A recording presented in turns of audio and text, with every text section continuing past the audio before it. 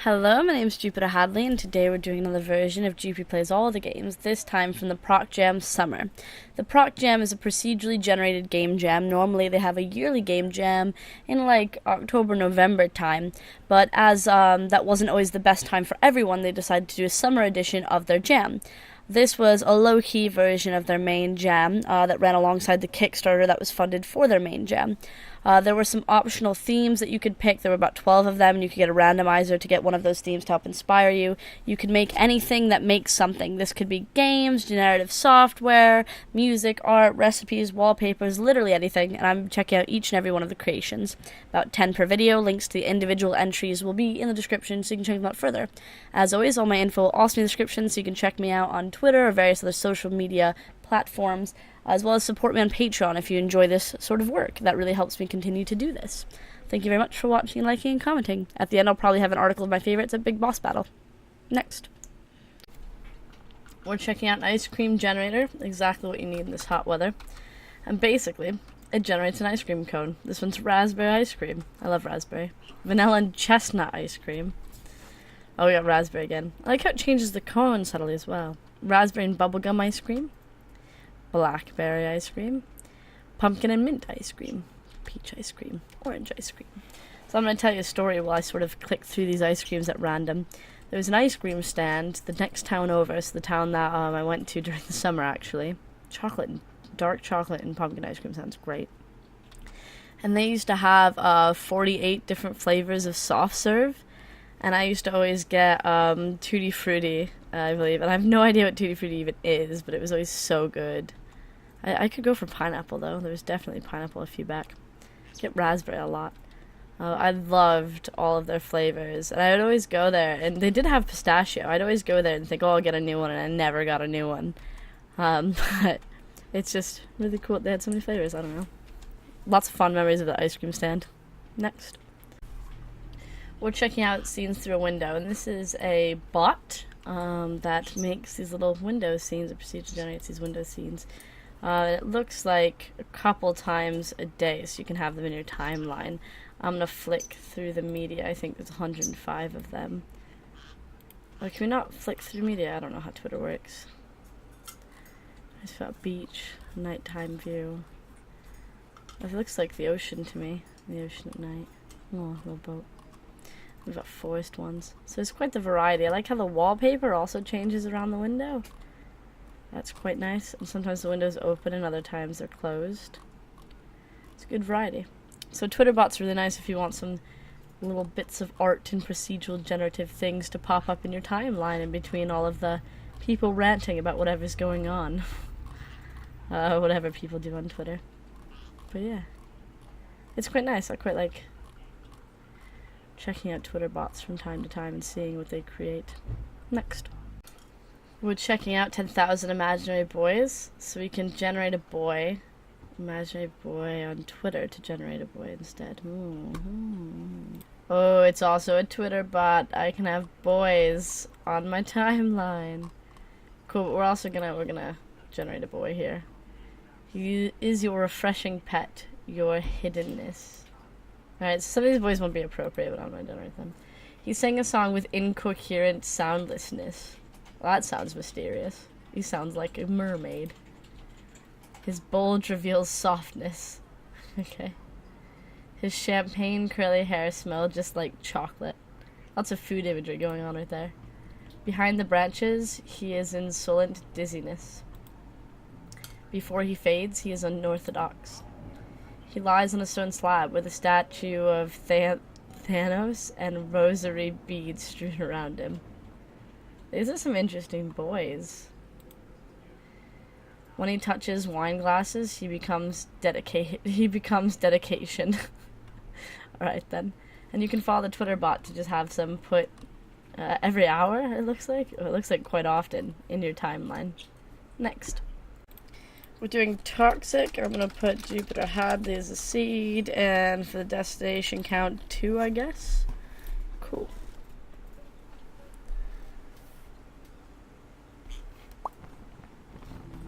What popping noise is quite interesting. It looks like we're flying or falling. This is the world. Ooh. We're definitely like a bird because we can sort of fly off of things, but then we start falling.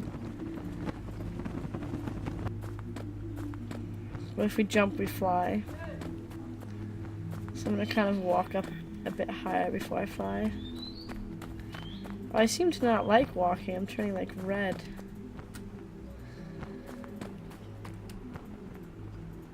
Is this red bad? It feels bad. Is it because I'm like in a desert area? Maybe the sand like is toxic. Yeah.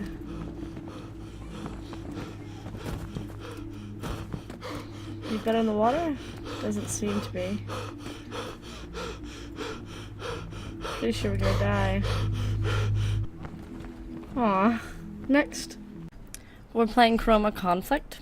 So, move with Q and E and scroller, click when you turn where you want to move, click abilities, tabs, cool. I don't see where the mountains are, so I'm guessing it needs to load. Right, so that definitely was the loading screen. Is this like a bad guy?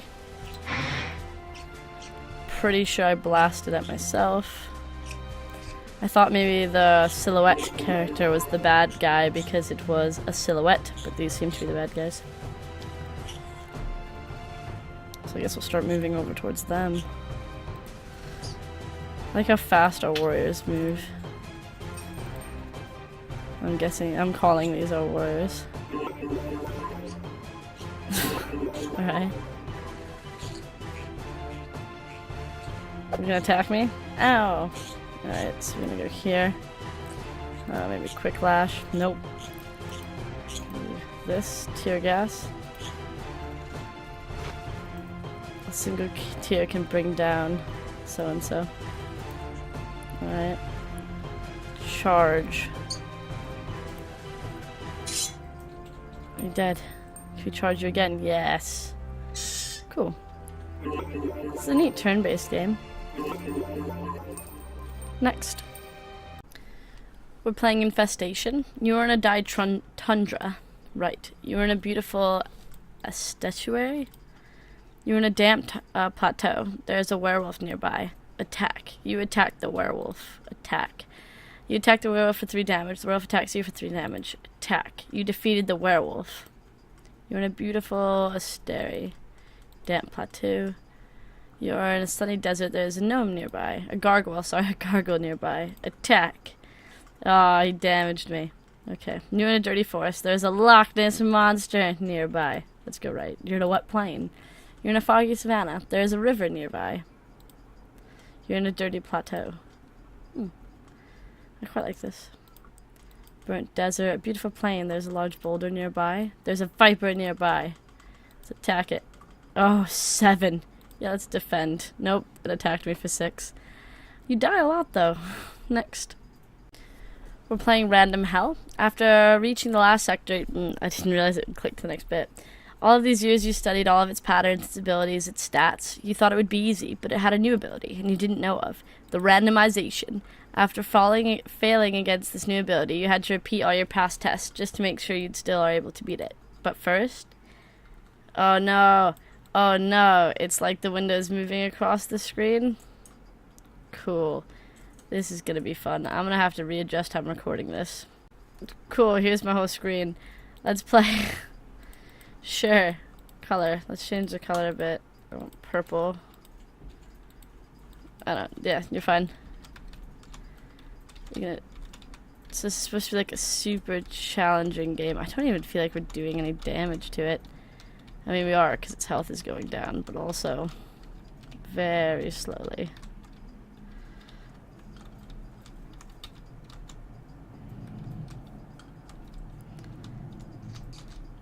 Alright, just slowly breaking down this enemy in the middle at about the halfway mark now.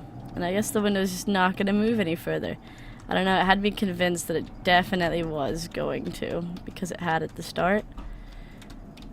Which is always a bit weird when I'm recording that happens. Did I die? Pretty sure I did. You can try again. Next. We're playing Waterslides. So I'm going to put Jupiter Hadley for the seeds if you want to play with me. You can play multiplayer, but I'm going to play single player. Oh, maybe that's my seed. Maybe seeds are meant to be numbers. Who knows? A and D. Ooh. Well. Cool. There we go. Get a new seed.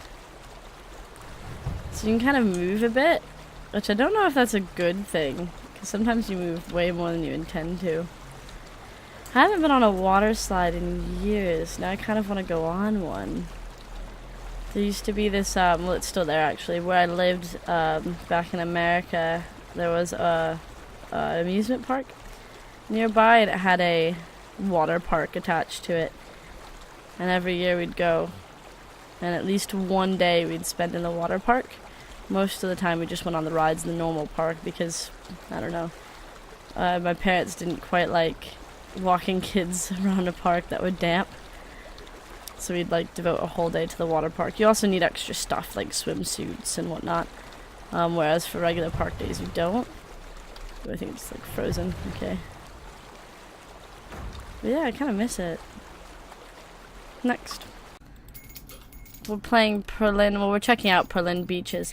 So on the page it says hit slide and watch it change, but it's best with 1080p.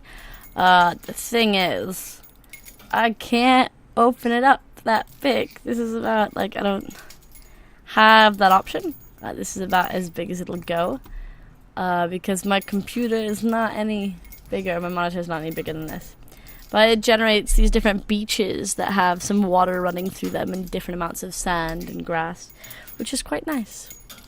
But unfortunately I can't hit slide and have it regenerate. I have to open and close it. And Kiwi's playing with some wood in his cage and making noises in the background. But yes, next. We're checking out procedural room generators. This uses, I believe, the Kenny tile set to generate some different houses or rooms. They all seem to be studios, like studio apartments, so like a kitchen with a dining room. And that's it. You have to provide your own bed. Well, some of them are quite big, though. Yeah, just generate some different rooms. Probably a really useful tool if you don't want to have to sit there and design out all of your rooms. You can just grab some shapes, plink them together, add some other furniture, and you're done. Get a nice, interesting house. They always seem to have at least a door and a window, as well as the staple furniture items. Cool. Next.